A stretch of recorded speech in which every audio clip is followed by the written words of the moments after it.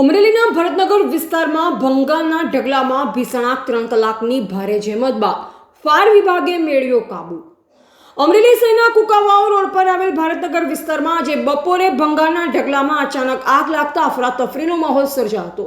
મળતી માહિતી મુજબ આજરોજ તારીખ 9/5/2026ના રોજ બપોરે અંદાજે 14:50 કલાકે અમરેલી ફાયર કંટ્રોલ રૂમને ટેલિફોનિક જાણ મળી કે ભારતનગર વિસ્તારમાં વેસ્ટ ચંપલના ભંગારના ઢગલાઓમાં આગ લાગી છે। જાણ થતાં જ ફાયર ઓફિસર HC ગઢવીની આગેવાની હેઠળ ફાયર વિભાગની ટીમ તાત્કાલિક ઘટના સ્થળે દોડી ગઈ હતી। આગની ગંભીરતા વધુ હોવાના કારણે વધારાના 3 ફાયર વ્હીકલ પણ ઘટના સ્થળે મોકલવામાં આવ્યા હતા। ફાયર ટીમે સતત 3 કલાક સુધી પાણી અને ફોમનો મારો ચલાવી ભારે જહેમત બાદ આગ પર સંપૂર્ણ કાબુ મેળવ્યો હતો। સદનસીબે આ સમગ્ર ઘટનામાં કોઈ પણ પ્રકારની જાનહાનિ નોંધાઈ નથી।